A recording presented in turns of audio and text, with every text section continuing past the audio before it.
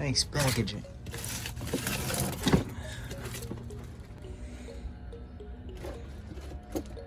This video on the plastic welding kit is broken down into a review, first time use, and plastic considerations. The actual welding video will come later, for the video can be quite long. Don't forget to check out the additional information in the description below. Alright, let's check this out. See, this is a Harbor Freight brand, or it would come from Harbor Freight.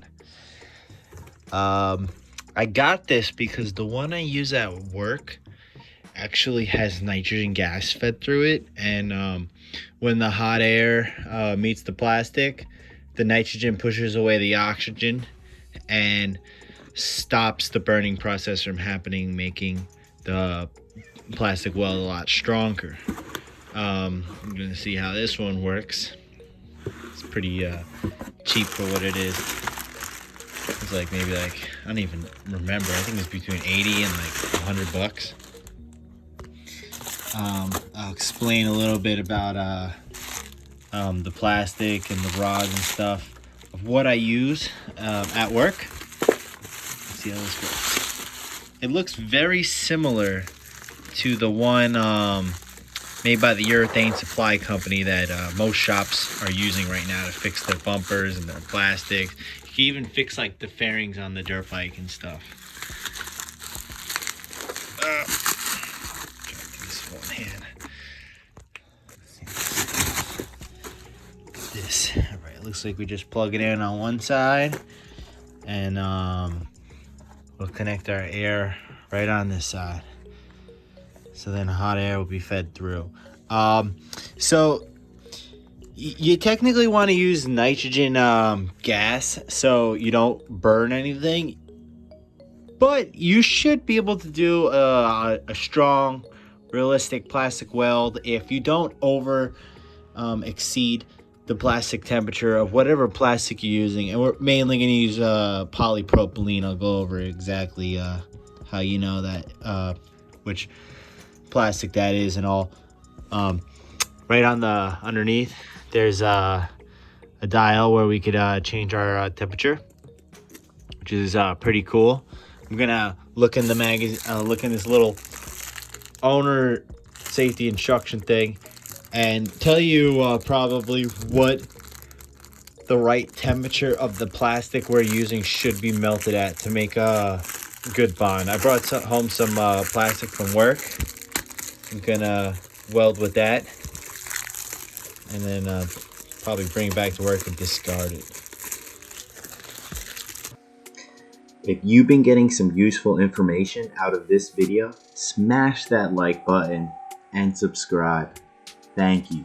Alright, this hot air welder did not come with an air regulator. You're gonna need an air regulator.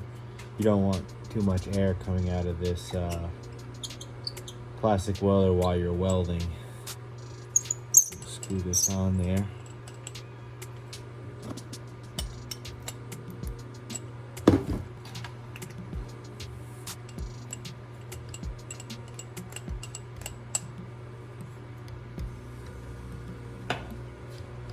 Alright, the instructions want you to plug it in and heat it up for at least 4 minutes.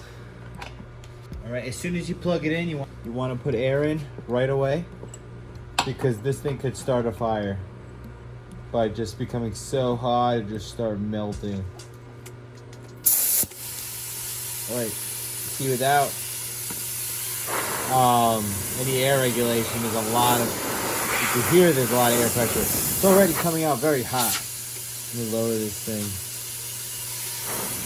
Alright. Cool. We're gonna want to go right as I let that thing heat up. Might as well extend my cord here.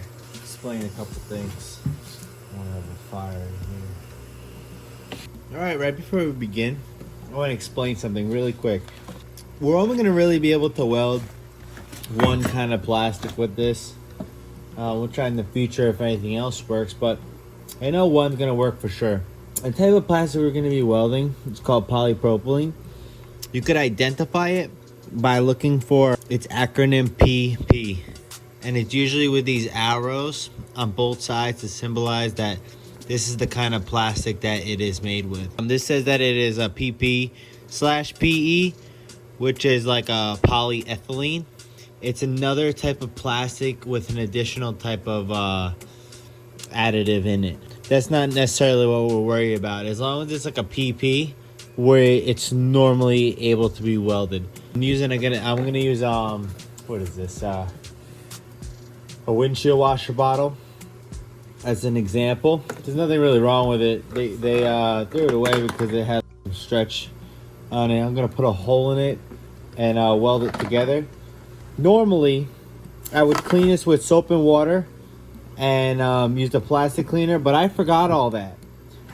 But the rule of thumb goes, and I'll go into how I came up with this rule of thumb later, that if you're using the same kind of plastic material to melt into each other, you should be able to do it as long as it's not like too dirty.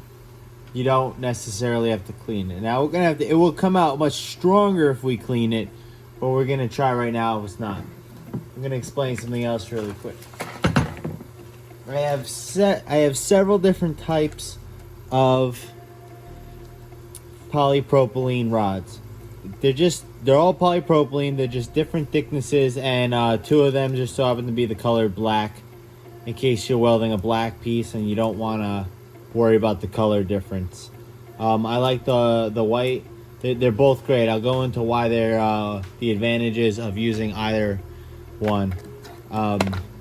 You got your thin one. You got a little bit wider. Then you got a lot wider. We'll try out several of these on this windshield washer bottle. Okay, I really like this tool. I think it's a little funny looking, and it's from Harbor Freight. I don't want to put it down like that. A lot of tools from Harbor Freight are better than people think they are. It's a little fat, this thing is, but it's pretty good. I really like it. I'm not gonna lie. I gotta give this thing like 4 to 5 stars as far as the first time use. The only thing that's kind of weird is that this is a big bulky hose, like a garden hose, and it didn't come with an air regulator, but that's a little extra. And for like $85, it beats like the nitrogen air welder that costs thousands. And to be honest, it already paid itself as far as fixing that bottle over there. Well, that's it for this video. Please go down in the description, check out everything, read everything, subscribe, like, comment. I'd love to answer any questions. Please support the channel. It really motivates me to put out more content and show you how to fix more collision related type stuff. Say damages, things you break. You know how the business works.